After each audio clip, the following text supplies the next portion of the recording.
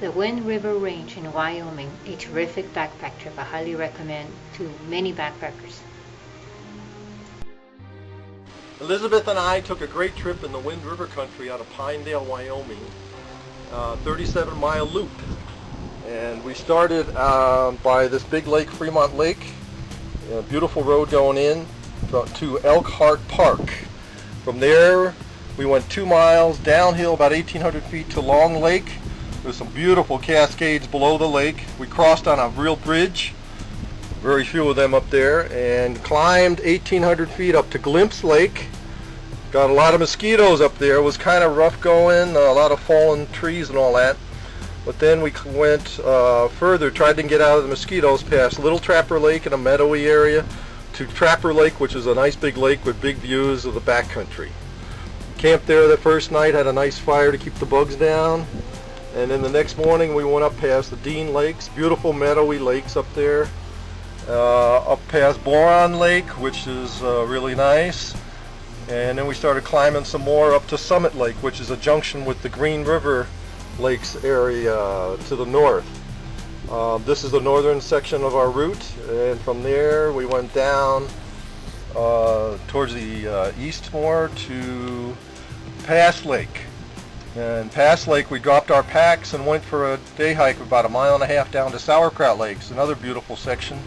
Saw a young ewe mountain goat there, and we stayed for about a half hour and then went back up and decided to stay at Pass Lake the night. So we camped on a nice ridge, tried to keep the bugs down that way, and had a beautiful night there. And the next day we went along the Highline Trail. That started at Summit Lake, and we're following a main route now. The trail was a lot better, and we hit some snow up by Elbow Lake, quite a bit of snow actually, and ran into a Continental Divide hiker there. She was interesting to talk about her climbing. She warned us of the route to come.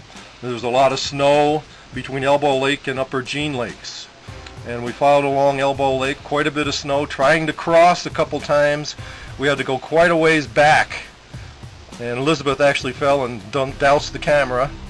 But we met a Knowles group here of about a dozen people, and then we went on our own past them and up the snow to about 11,000 feet, dropped down, staying on the ridges away from the trail because there was too much snow and water, and so stayed up on the ridge and came down past Upper Jean Lakes. Beautiful country up there. There's peaks over here on the ridge in the background, and we came down following Jean Lakes for quite a while, very slow going, and we camped about a 1/4 mile before Fremont Crossing, which is a big crossing and it had a steel bridge on it. Beautiful sight there in front of 2 little lakelets. The next morning we went down in junction with the main trail called Indian Pass Trail into Island Lake and Titcom Basin. My knee was bothering me from the first day of the hike with all the elevation, and I stayed at Island Lake and let Elizabeth do about 1.5 miles walk into Upper Titcom Basin, which I had climbed the high point in Wyoming 20 years earlier called Gannett Peak. I let her do that and then waited for a couple hours. She came back. We went back down past Little Seneca Lake, and the Highland Trail went to the south. We stayed on the Pole Creek Trail, Seneca Lake Trail, past a nice big lake called Seneca Lake, and went for a stop there, went for a little swim and lunch. Came down past Hobbs Lake, met a group there that were kind of lost, young kids, and that was nice too, but we decided to keep going. We wound up going to an overlook of all the mountains back there near Barbara Lake. We camped at Barbara Lake that last night. It was a beautiful sight, very buggy, but we used a little fire and that helped.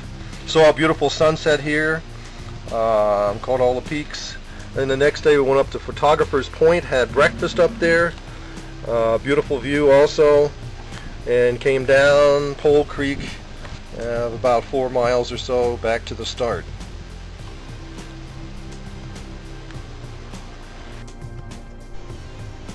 Falcon Guidebook details this loop, and it calls it the Pilot Peak Loop. It's 37 miles plus some side trips. The elevation change is about 3,000 And this year in July, there was lots of mosquitoes. So enjoy some of the rest of the scenery.